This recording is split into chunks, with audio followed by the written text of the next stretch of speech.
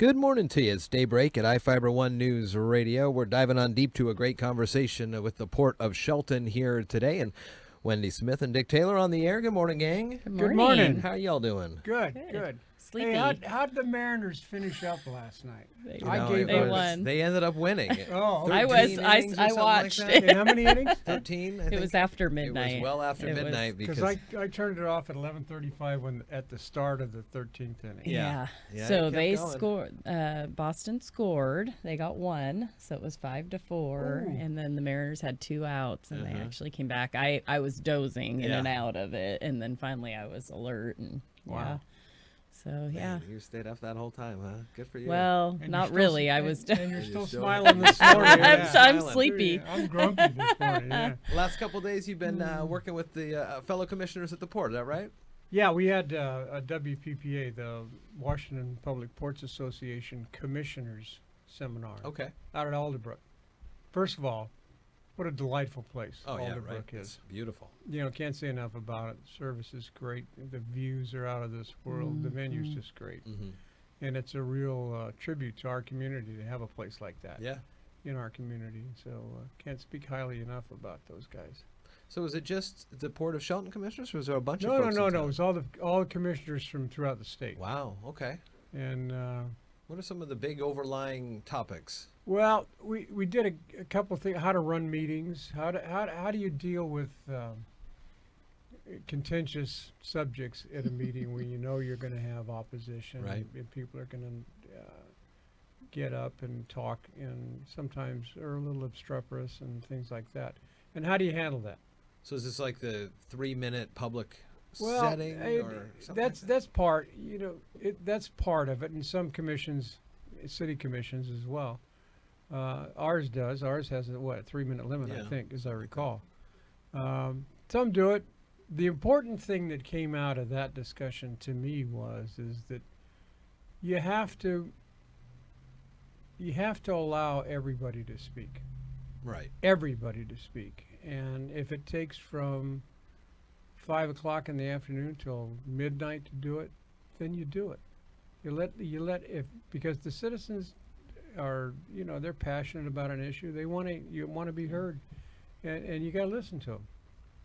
You may not agree with them, sure, but you have to listen to them and hear their side of the story, their opinion. So, and the mechanics on how you do that and how you handle somebody that personally attacks you while you're there, and we've seen that happen where the citizen will be upset and personally attack a commissioner, verbally attack a commissioner.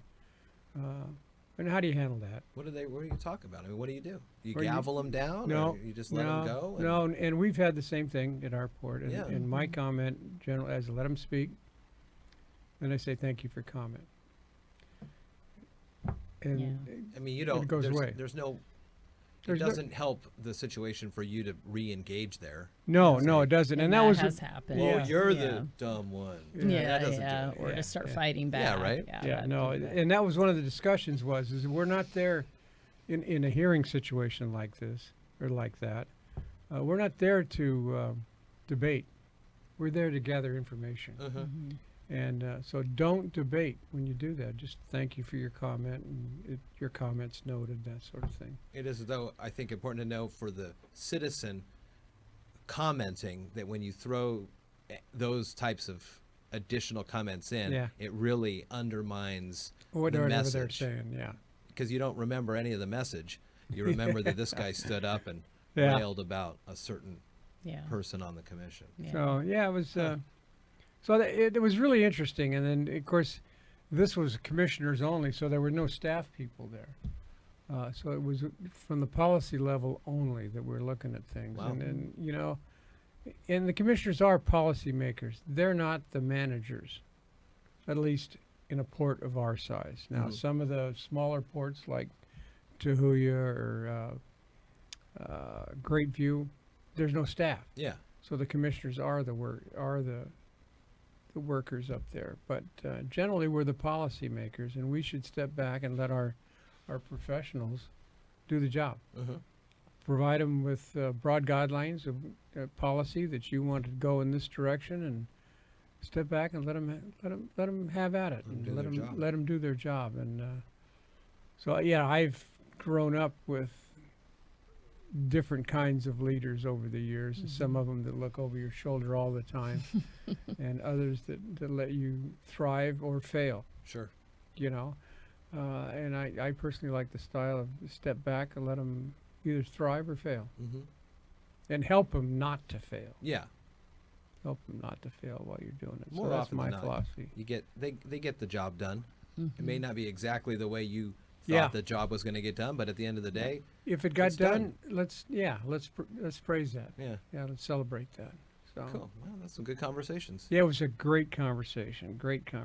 And Commissioner Patterson and Commissioner Buck and I went to it, so all three of us were there. Good. So had a good day and a half. So while the commission's away, what happens on port property? Staff plays. Big party. No. Yeah. We have cameras. Yeah, we do have and actually, speaking of playing, it's kind of a sober note, but we've had I guess I want to throw out for community awareness. Mm-hmm. We've had some younger people hanging out in the evenings near the airport fence, which is okay, but there's been evidence of, tire, like they're racing, burnouts. And then there was some graffiti drawn on the pavement. And so we had to, our maintenance had to get rid of that. Al, our maintenance manager, came down last night around 7 and actually confronted the group and just kind of said, hey, we've got cameras out here. This is federal property. If you're, putting graffiti on the ground, it's a federal crime. And just kind of a bit of warning, but if anybody's out there walking, they see something, we're going to put some signs up for no loitering, something to do with that. But we've alerted State Patrol. They'll cruise through. We're going to talk to the sheriff. Sure. I'm sure they'll, they fuel at Small and Sons and they can make a presence. They're not doing anything necessarily wrong except for the graffiti at this point, but it's just not really an area to be hanging out and then racing, and it can get dangerous. If someone felt uncomfortable because they were walking, a lot of people use the property just to walk their dogs or whatever. So just something. So that's what's been going on when they've been gone. But our neighbor Tractor Supply, they're getting, that looks good.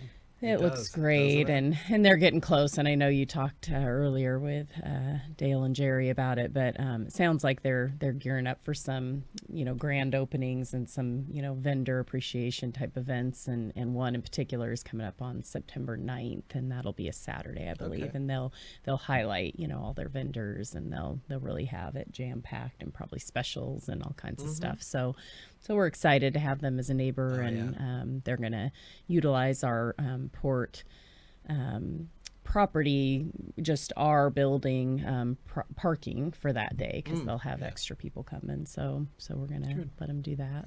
Yeah, nice to have that new business in the community. Yeah, it is. Yeah, it absolutely. Cool. Yeah. So other than that, we're, working on all our building projects we've talked about. So the roofers are starting to tear off roofing out at the Johns Prairie Building 2 site that we went out to bid for. And they're already finding ways, I think, that we can save some dollars there on different, value engineering ideas, which is what great contractors do. So that's exciting. Brandon's got a pre-bid for the paving job out there. So these are all curb-related projects that we were successful on. So in that contract, we've completed all our pre-contract items, and so that contract should get signed probably mid-August. Good. So that's exciting too. So yeah, good stuff. Moving along, and we're now entering budget season. Fun time of the year. Right. It's like clockwork. It must be budget time. It just happens so fast. Yeah. It's like you're just kind of getting out of the rest of the year, and here comes the budget. Yeah, so start all again. Well, Taylor, Wendy Smith from the Port of Shelton on for this week's Port of Call. We'll surface on out of here, and you guys have a good rest of your day, and we'll talk next week.